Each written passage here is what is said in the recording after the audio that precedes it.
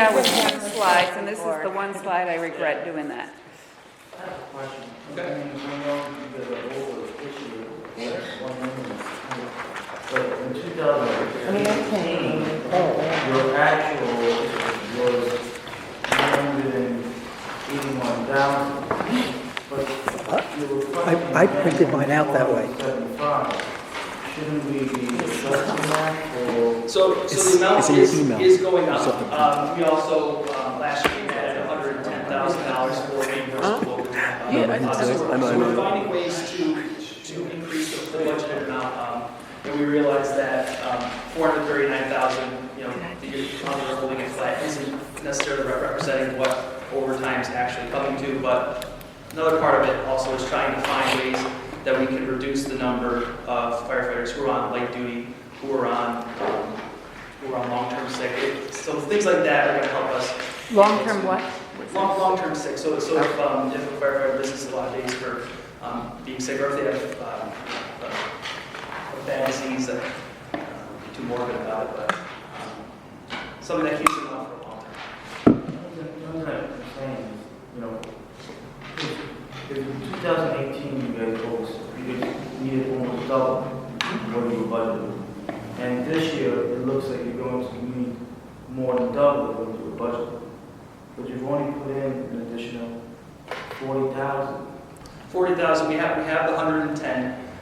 We're trying to look for ways to do it, and also a report that I know that the budget office has sent is that we do have vacancy savings as a result of that. So for the 9 firefighters who are actually retired, we're not paying their paycheck. So we're also not paying Social Security on them. There's ways that we're able to recoup a large portion of that as well, so that our actual budget typically tends to stay relatively close to what we're spending over time. Yeah. Going back to your next class, it's going to be 2021? Correct. Or that's when, so It looks like January of 2020. because... What's 2020? 2020. There's an issue this time because the list expired. The last chief didn't get a class in time. It's a 4-year list. The list is good through 2021. We have... The CPAT had expired. The CPAT had expired. So we're conducting another CPAT exam, a candidate physical agility test. And that's coming up in October 22nd and 23rd. It is. So it's... Because I remember saying to Chief at Thomas, and you always told us you can't pour water in, January or whatever. That's when we want to start the class. Oh, we start the class. Yeah, way too late. Actually, we can't. We've worked with our department to calculate our times to when the program, when we can run certain evolutions. That is correct. What Mr. Igo is saying is that by state law, they mandate that we can't conduct outside activities during certain times of the year, whether it's excessive temperatures or low temperature areas. But you could start But we do have beforehand. We do have classroom. But it just seems like there was missed opportunity there, I think, when we didn't get that in earlier class. That's all. And that's what I was concerned about when we started 2021. I want to make sure that everything was available. Yeah, and the hiring process is an extensive process. There's several levels to the hiring process. We have a candidate physical agility test, then there's a psychological exam, a medical exam, and a background check, which is done through the police department. So we have to work in conjunction with the police department while they're hiring also. And again, staffing is limited, so we can only work so much into the program. Chief, I have a question about the notices for the exams. How are they normally posted? That's through civil service. That's through human resources civil service. And I believe now that the system is set up to do all electronic filing, so which is a great help. So, but that's all going to be disseminated through our website. We have that joinafd.org. And that's what we're working with St. Rose. That's what St. Rose. Part of that marketing. Yeah. It's getting information out there to people. Yeah, we want to market not only our exam, but what's needed to get appointed and to get people notified in time and what other opportunities they can use to get prepared for our exams. So, What's the minimum age for a recruit? 18. Well, it's you have to have for our job, it's that you have to be a New York State certified emergency medical technician. And actually, they just lowered the age to 17. We have 18 is the age limit for us. As relates to recruitment, as the fire department, can you guys use Nixle to get the message out about recruitment, about exams? We have, the Nixle is run through the police department, so we have access to it, yeah. And that's something actually that we're working with them too. In the event that we have a major incident, that they'll get word out about that. And they did that actually for a fire on Scotland Avenue. They got word out there through Nixle. And you're looking into also sending a message out as relates to like exams? Oh, for our exam? Yeah, for Yeah, your... oh yeah, absolutely. And again, as Nick said, you know, that's our goal, is to work with, to get a marketing campaign through the College of St. Rose to really be aggressive and get out there and get that effort throughout our city to attract applicants. Gotcha. So for our 2020 budget overview, also for the record, there was a item here with salaries too. I sent out a revised copy that I have handouts for.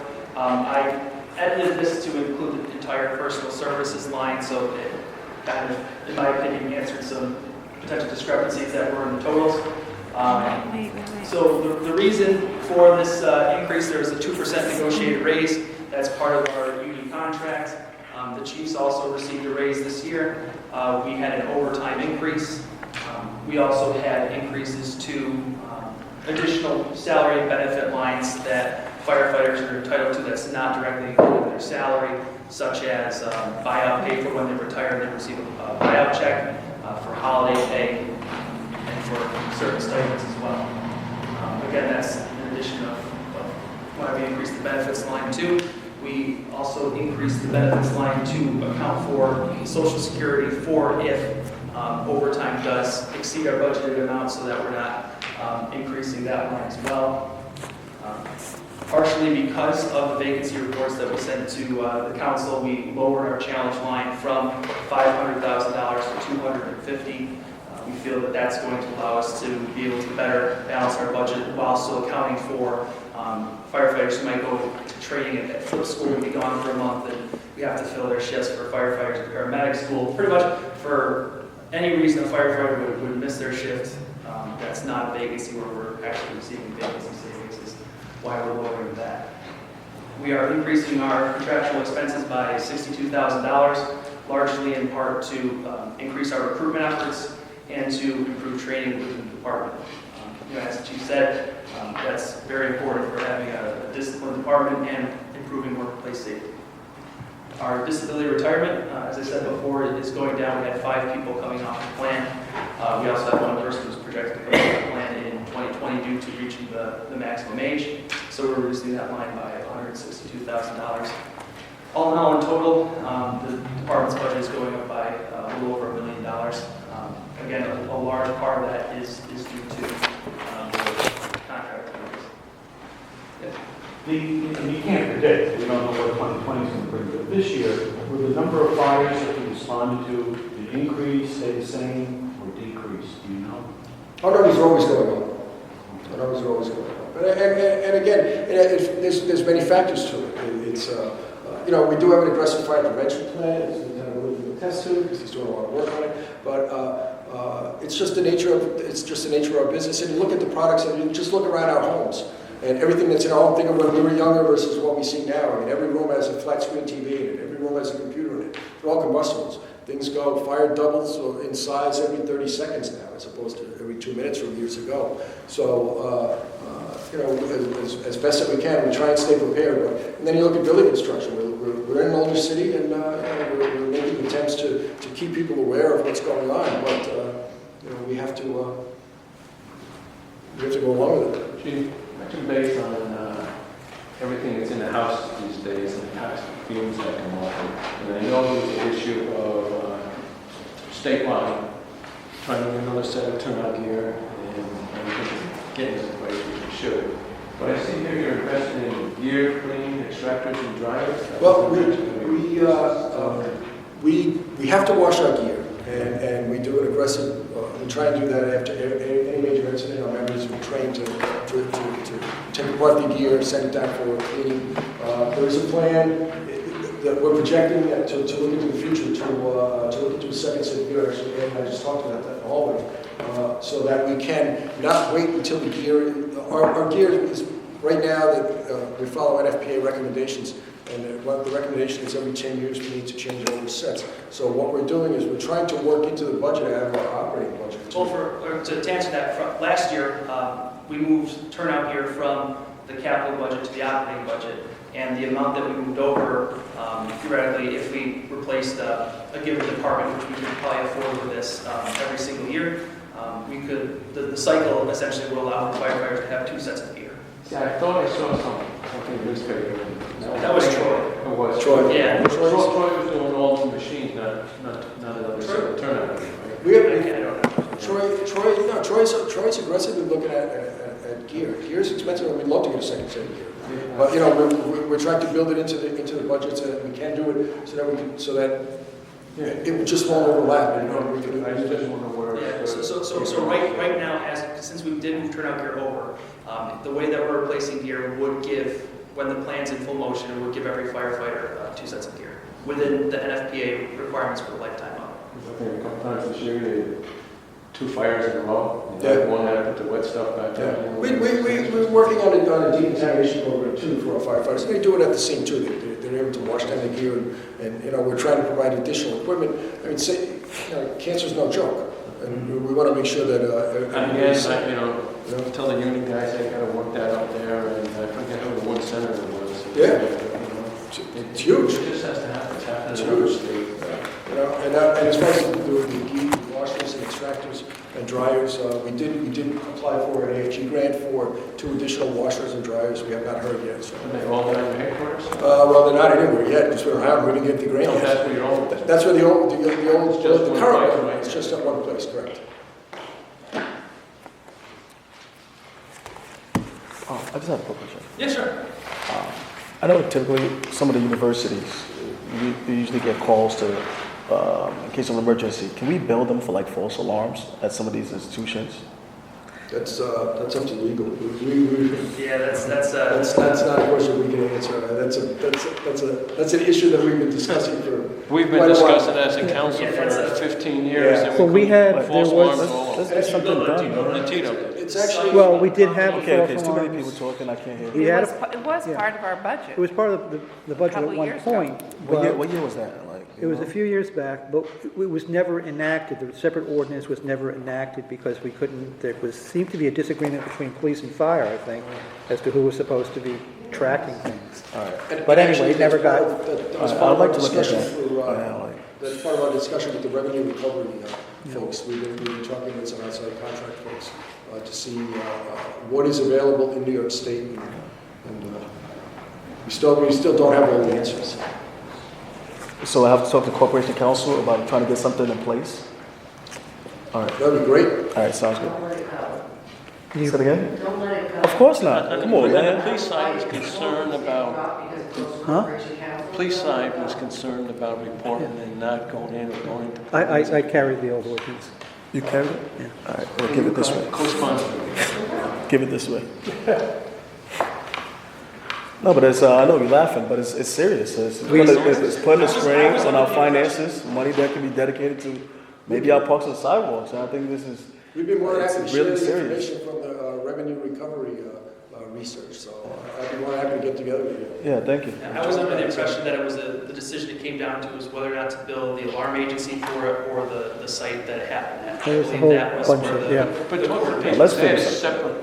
separate concern than you guys had, and they Correct. said they just couldn't do it. Yeah, One. just trying to get another million. For proposed salary It wasn't changes, worth the again, the 2% contractual raise had about a $461,000 budgetary impact, which again includes not only salaries, but the increases that it would have to retirement, the buyout pay, social security, all those things. For the chiefs, I'll let So Charlie. I can talk about that since that affects us. Basically, Did you just have a different slide in there? no, you should be No. able to- You just This being is fancy. essentially just the budget book. All right. But the transition to leadership, we're asking for salary increases because it's becoming increasingly difficult to get people to transition from the field into the command staff. And just like everything else, money's an issue, and that's We looked at it from with the new salary raises that have been given through contractual agreements. A battalion chief with his benefits and through his continuing education and all the incentives will make more than a deputy chief. So it's kind of tough in that respect to bring folks on board. And then also what we did was we looked at the other departments in our area. And we talk about the two major departments in our area. Schenectady Fire Department, they have 117 members and they do 18,000 calls annually. Troy Fire Department has 119 members and they do about 12,000 calls annually. Our department, Albany Fire Department, your department, we have 24 members more than both of those fire departments combined, yet we make 13% less than their command staff at a minimum. How many calls for service do you know? We do about in excess of 27,000 runs a year. So we're responsible for that, but yet we're on the low end of, I know you don't want to hear it, well, you're tired of hearing it from everywhere, but that's just the information. But is that difference between Troy and Connecticut because you do medical calls? No, they provide medical calls, they provide the same service. Actually, we work in conjunction with Troy Fire Department on a lot of issues. We both have confined space rescue teams that work jointly. Troy Fire Department has ambulances. Schenectady Fire Department runs similar type of response that we do also, where they provide first response, advanced life support, and basic life support, and then they have a commercial ambulance that transports the patient. So it's the size of our department versus the size of their department. Yes. You convinced us last year, those are similar to the raises that were in last year's budget, also for the same individuals, correct? Correct. So it's really over 2 years about $19,000 and then $10,000 for the others. That's correct. And Absolutely. And we're still well below par. And I think if you look at it in comparison, because we had the same issue with the police department, and we did significant increases, but I think if you look comparable to what those salaries are versus what the police command staff are getting, we're still below.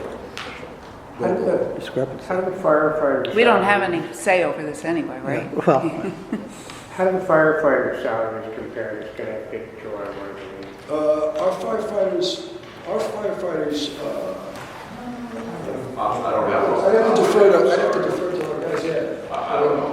I honestly don't know what the firefighters' salary. I believe our firefighters are. I mean, we negotiated a good contract.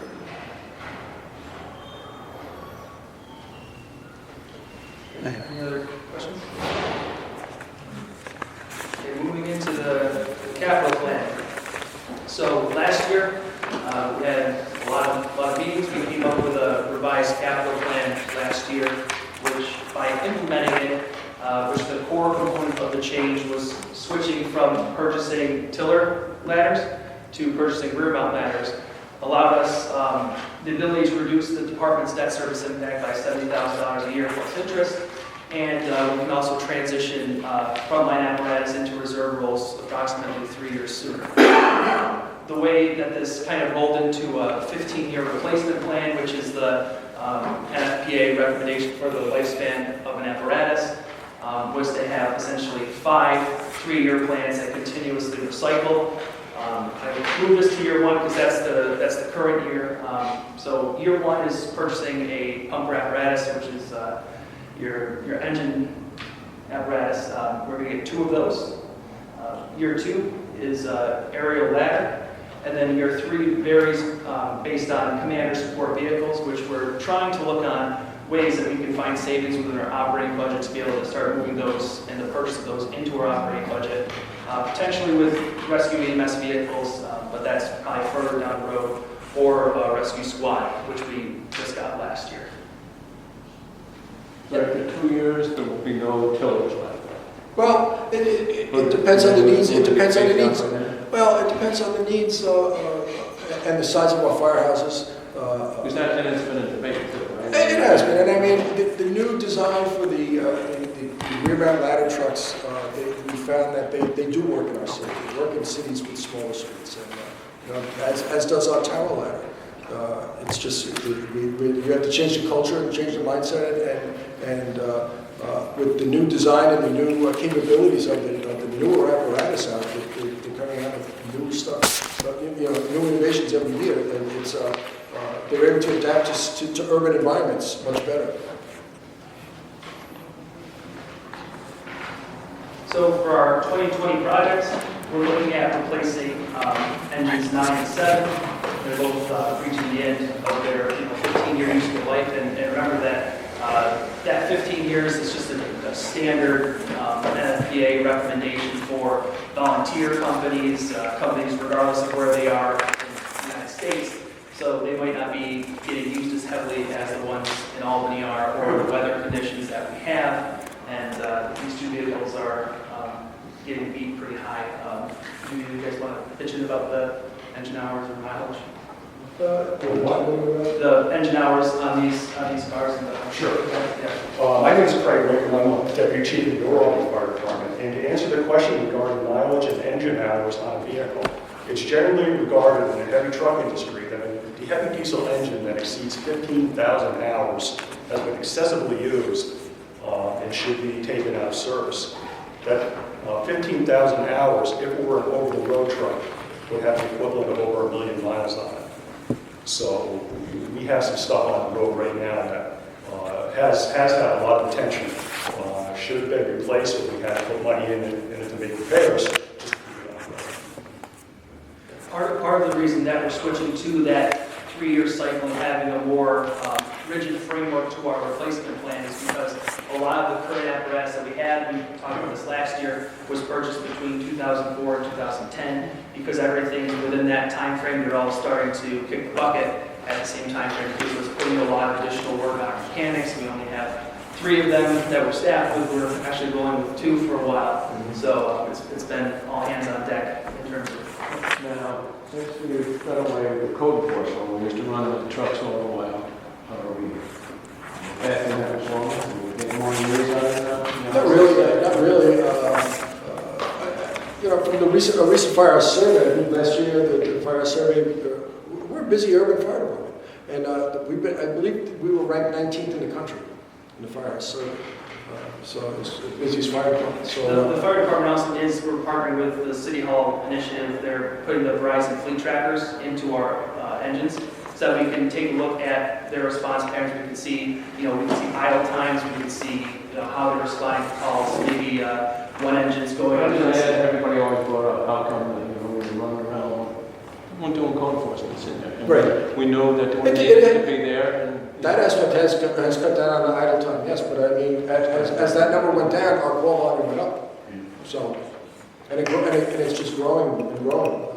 The need for emergency medical services is a huge impact, and it's proven that the best way to provide emergency medical service to an urban environment is through its fire departments and not any other way. But so we're doing it. We're fulfilling that need, but it just keeps us busy. One other question. Sorry. Now, did we buy a used vehicle again this year or last year? Last year we were able. It was actually we felt it was a small move for us. It was a ladder that we put up on Bremen Street at the Bremen Street Fires. It was actually a piece of apparatus that was from down on Long Island that the department had. They sent it out for a complete rehab. They stripped the rear portion of the rig, the tiller. It's a ladder truck on Bremen Street. They took the rear portion of it and stripped it right down to the rails and rebuilt it as if brand new and put on a new tractor at that time. And they spent $1.1 million in refurbishing that apparatus.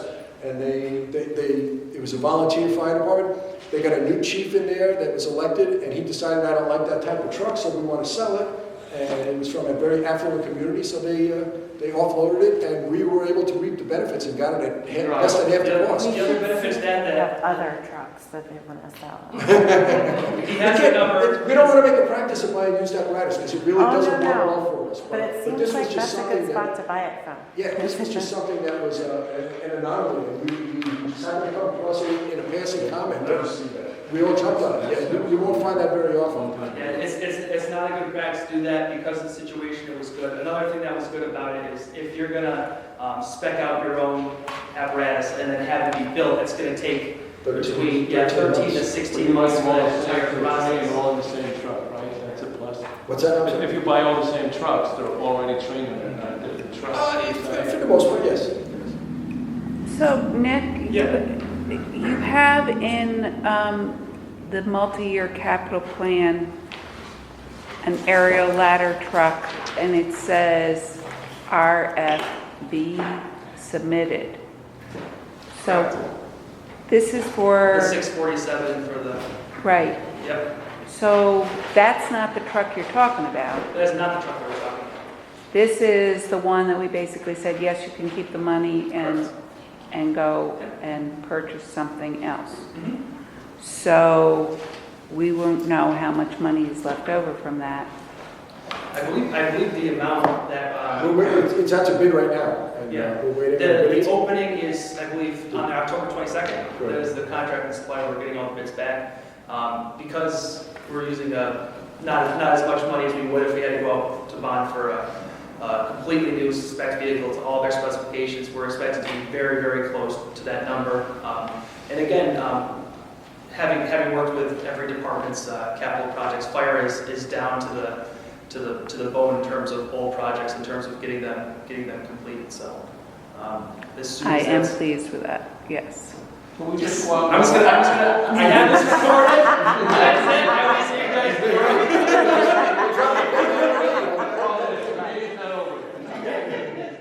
Now, in the past, you going out for your own RFP, your own truck, then you used to try to group together with different.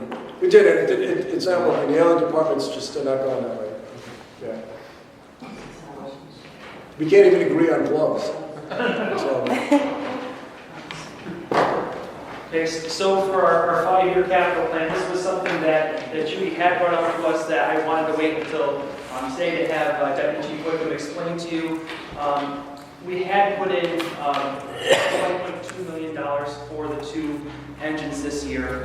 That was what we were intended to do. Typically, when the fire department goes out to bond, that's around what the engines come back as. There were certain circumstances that happened throughout the year in terms of tariffs from China, tariffs coming back on us. And unfortunately, that did tremendous damage to the fire community. Do you want to share about it? oh, sure. You look at these figures and say, why does this stuff cost so much? And why does the cost keep going up? Well, 2 reasons. Basically, the first, to a small extent, is the increase in labor costs because of skilled labor that is used to manufacture these vehicles is hard to come by.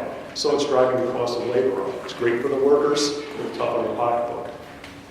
The big reason why we had the increases is because of the tariffs that Washington had begun imposing last year on imported metals and has expanded into tires and building materials, et cetera, et cetera.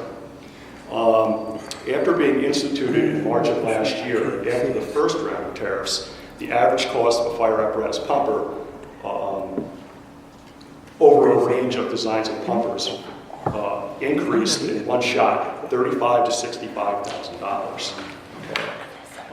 And since then, there have been several more hits to the tariffs, driving up the costs. And it's going to continue through 2020 and probably until something happens with the trade, essentially. I could provide data in quotations from numerous sources, including Fire Apparatus Magazine, Market Watch, and some newspaper articles describing cities' plights trying to afford fire apparatus in this time of increased cost due to tariffs. And I also have a primary source on that. April 2nd, we had our bid openings for, last year we had an 18 ordinance that we bonded for a fire engine. And the amounts that we got back on that exceeded our budgeted amount between $25,000 and $134,000. And the ones that were around $25,000 over our budget amount did not meet their specifications for what they were asking for. They were just a blank off-the-shop engine that wouldn't have worked for our department. They had to go back, revise their spec, and they had to take off almost $60,000 of equipment. Is that the one that is the bid accepted? That was the one that the bid was accepted on, correct? So on your chart? Yep, on our chart of both bonds, the bid was accepted with that. It's under Rosenbauer. We're moving forward with payment on it. What would you have to take Okay, off? but, What so, would you have to take off for it if you didn't- Most essential things for firefighting, hose and nozzles. you had to take that off? Yeah. And then you had to reduce it. And the floors cost, because if we rebid this truck, we never get a lower price. We're only going to get a higher price. What's your question? We just made it under the gun with this one. We got it at that price, they were looking to reduce the price. So we don't want so to- is that what you purchased there for $535,000? Is that the same type of apparatus that you're looking to purchase this year with your bonds? Yep. Do you have the specs done for your, We're ready for to what? go. Because I notice, I don't quite understand why there's something here, fire apparatus, spec in progress for 2021 at $600,000. Where is that? That is for the rescue squad. That's a risk. And the reason that it's in 2021 is because of the time frame that would actually take to build it.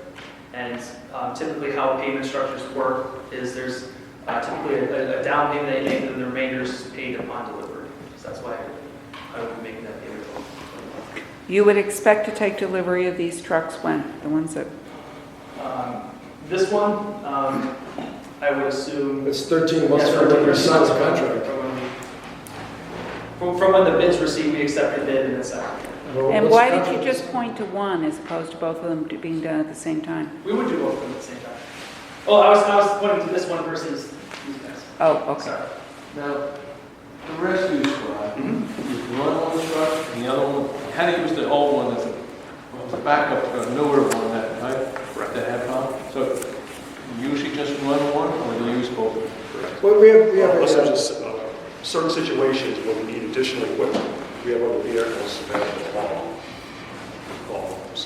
there's several components to the rescue squad. We have our regular rescue squad vehicle, and then there's a reserve rescue squad vehicle. They we find it hard to put them into any other type of apparatus because of the type of equipment that they carry, the volume of equipment. But we also have a tactical unit that responds, a technical rescue vehicle, so to speak, that we call it. But that is the old piece of apparatus from many years ago, and that has the diamond plate on the back, and that has a lot of resources for collapse rescue, hazardous material response. So it's something that we don't use, as Chief Ricker was saying, on an everyday basis. It's used for just special types of calls. So it doesn't roll on every call, and that's that older piece of apparatus that we have. So we're repurposing our apparatus, so we're trying to get. Just don't repurpose the boat, okay? Because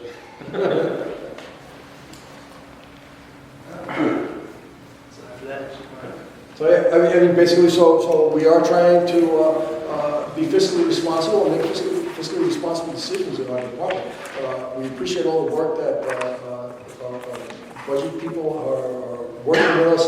We're monitoring our expenditures, and we're trying to, last but not least, we're trying to do a strong recruitment and training effort.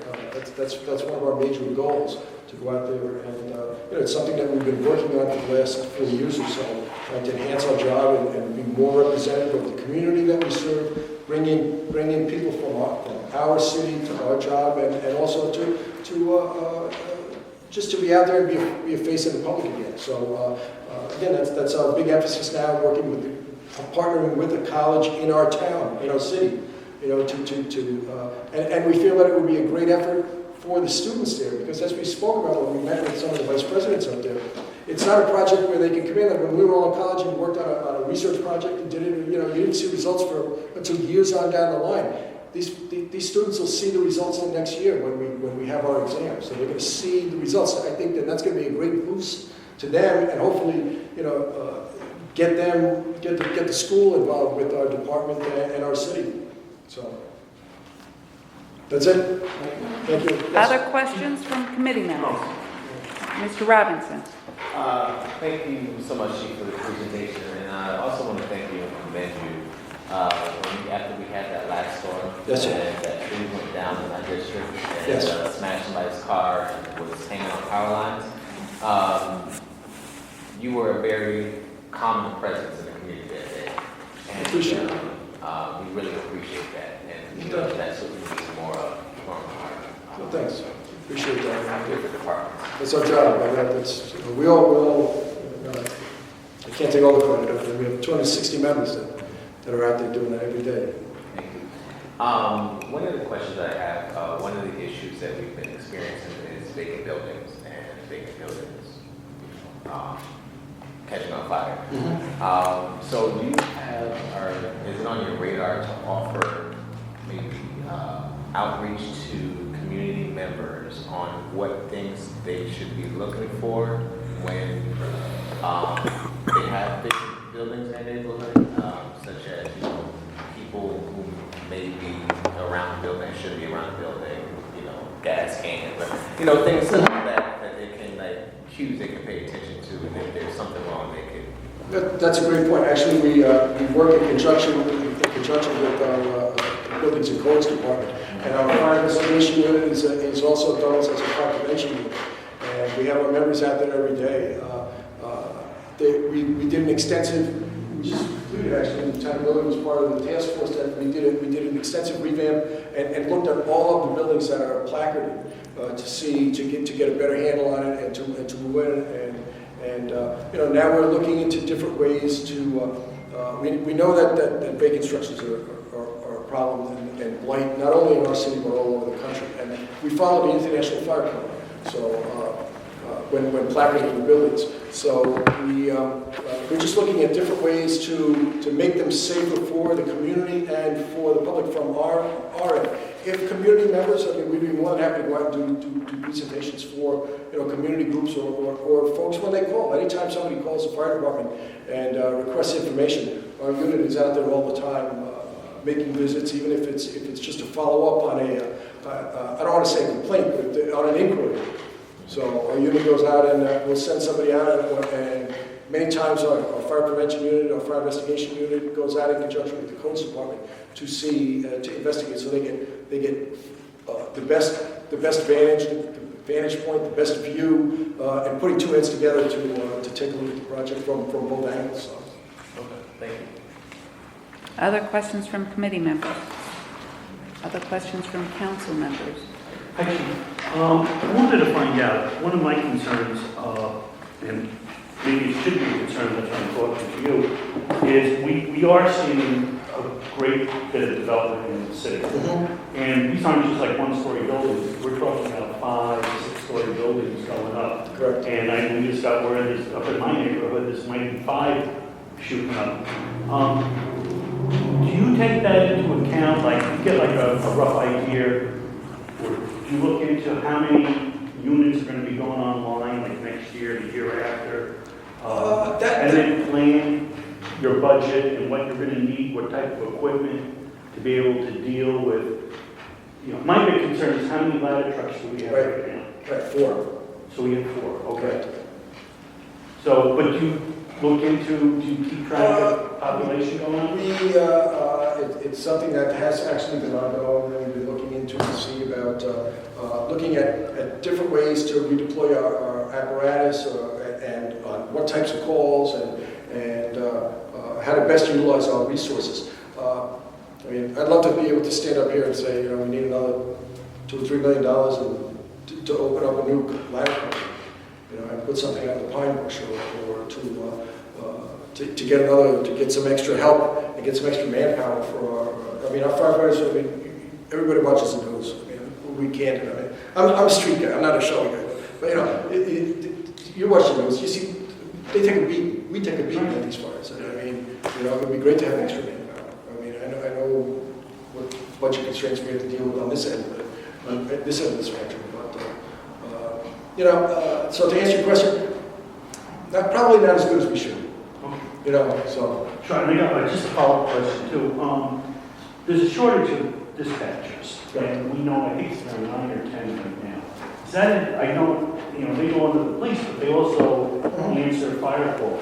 Have you seen any impact there, or is there any, or do we? Our dispatchers, our telecommunicators do a great job. They do the best that they can. And I know their pain. I know all those guys. And they work hard, and sure, they need the help. It's taxing when, I was a former dispatcher. I worked for New York City Fire Department as a dispatcher. And it is taxing when you're working a double shift and a call volume. We're a busy fire department, and the police department is quite busy also. We're in an urban environment, so we all know what's going on. But yeah, it's tough. They're able to get out the calls. They're able to get our members out and give sufficient information. So they do the best that they can. Absolutely. Okay, thanks. Ms. Faith? Thanks. Hi, Chief. Both of your calls are EMT calls. I know you have, how do you make that decision about how many EMTs versus paramedics? Do you have enough paramedics that work? Because they're the ones who can do the advanced. Correct. We have, our department, we have 4 primary first response advanced life support units. Many of our apparatus, all of our apparatus actually have most of the advanced life support equipment that is needed to perform advanced life support in the event that the other units are tied up. We're able right now, and we're working with the contract to make sure that any members that, I think we do up to 5 members per year to sponsor them for the paramedic program over at Hudson Valley Community College. All our members are EMTs. They're EMTs when they're appointed. So, and they maintain their certification through a continuing education program. For both. Is there a need for additional paramedics? Absolutely. We'd love to be 100% paramedic. That would be great. But we'll never turn down, fire will never turn down health. We'll never turn down training. We'll never turn down any opportunity to advance our job. Firefighters. How much of an additional cost is it? It's huge. It's huge. Dave, the cost for paramedic school, you guys know?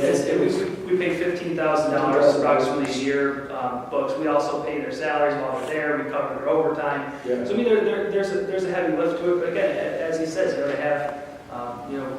I think we have around 100 total on give or take 100 on the force. 107 right now. 107 out of the 200. To have 160 more people in the department who know how to perform ALS work obviously would be a tremendous benefit to people.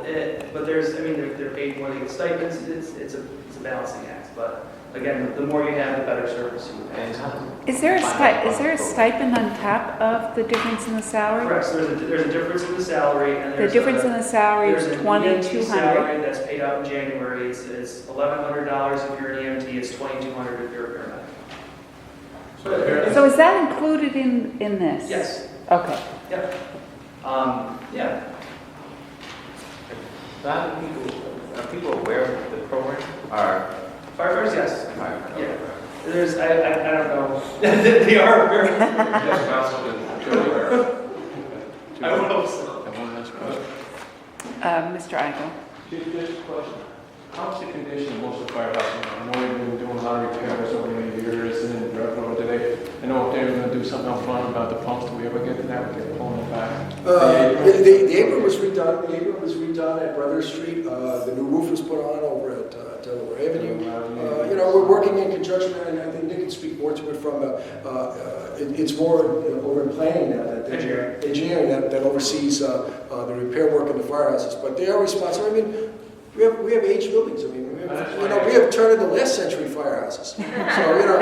So they're older. They're beautiful buildings, and they don't build them like You just got a beautiful new copper roof Absolutely. on Engine 9. Absolutely. Got the best roof in the city of Albany. It really is. Yeah. It really is gorgeous. Yeah. So there's always ongoing work with the fire. Just like in our home, there's always ongoing work. But we try and stay on top of it. The best that we can to keep the You have $9,000 in public assembly permit revenue, I noticed that that was not in your chart. Is that, Yeah, that is a buildings and codes revenue. that really belongs in buildings and code? I believe so, yes.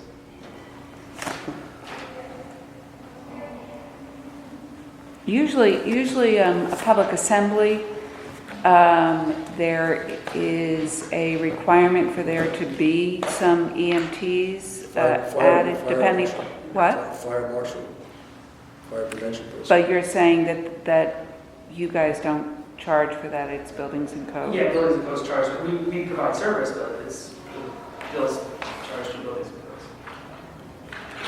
Any chance next year you can get that in the right department? We'll take it. Budget? We'll take it. Okay. Some inspector, so is that, Mr. Conti, do you have Yes, a question? yeah, there's some places of assembly, places of assembly there are, and places that are not city affiliated, we could also bill to if we provide a fire marshal or firefighter, fire prevention person to act as a fire marshal in the building. So I just want to note that for our purposes, this form that was provided was not completely filled out with regard to, it specifically says, please provide cost estimates. And I think that for our purposes, I'd like to see a little bit more of a breakdown of what you're including in that. And also, while you've separately provided the information to us, it asks the question, what vehicle will this be replacing? And there's a vague comment. This is a great form that has been developed, I think, for us to have one place where we can look at stuff instead of all the different attachments. I just want to encourage you to go ahead and modify this so that all the information is in one place and we have that cost estimate information. And then with regard to the bond, I have noticed that the Administration Corporation Council put in a 20-year useful life maximum funding, and under the local finance law, 20 years is the period of probable usefulness. Because you're looking to replace these vehicles within 15 years, it seems to me to make sense for us to modify that to have the maximum period of borrowing to be 15 years. Would you agree with that? I would say so. And since, in one case you're replacing a vehicle that is not yet 15 years old, but by the time you take delivery, it probably will be.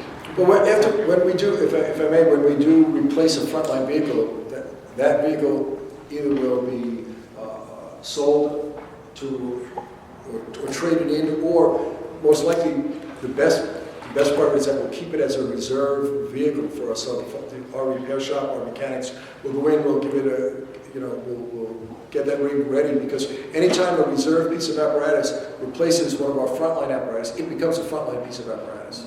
So we want to make sure that they are ready to go at any given time. So even though we take it So are out you of making a service, commitment to continuing to use them until they're 20 years old? Well, yes, no. So speaking to her point, currently, yes, because we're still in that process where we have an old fleet that didn't really have a continuous replacement cycle. When we start to get in the new plan, we start to have a continuous cycle of replacing apparatus.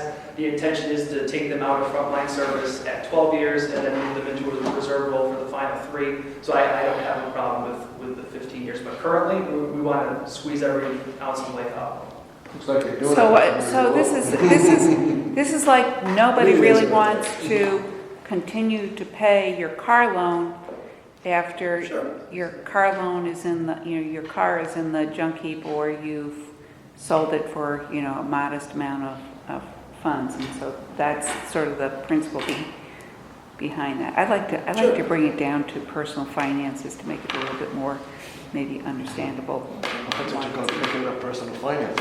What? I thought you were going to personally finance it for me. One of the benefits. we will All take right. donations. Any other questions? Gentlemen, thank you so much. Any public comments? Any public comments? Any comments No, from? no. The presentation was wonderful, Chief. Dan and I not only are officers in the union, but we're also city residents. And I don't think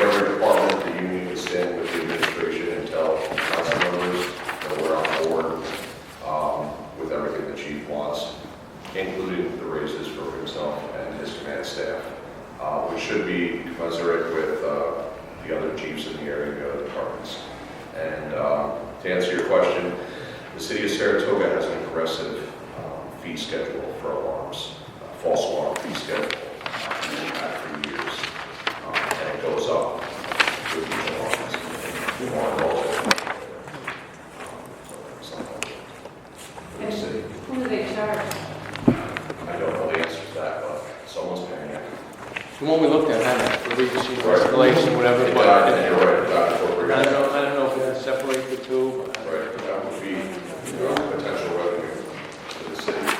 And the chief is right, this city does a tremendous amount of calls. It's the largest department between Yonkers and Syracuse. It's the 6th largest department in the state of New York. And our call volume just keeps going up every year. Maybe just mention, with all the new development going on, are owners required to put on lockboxes for you guys in terms of buildings or? It depends on the type of building and the buildings themselves, correct? It's not a current requirement. It's not a requirement for private residences. Yeah, what about some of these, all these red birds? They eventually do, but it's cheaper to put a Knox box on than it is to replace it. Yes. Absolutely. I don't know. Thank you. Thank you very much, gentlemen, for all your time and your patience with our prior discussion. And motion to adjourn? Second.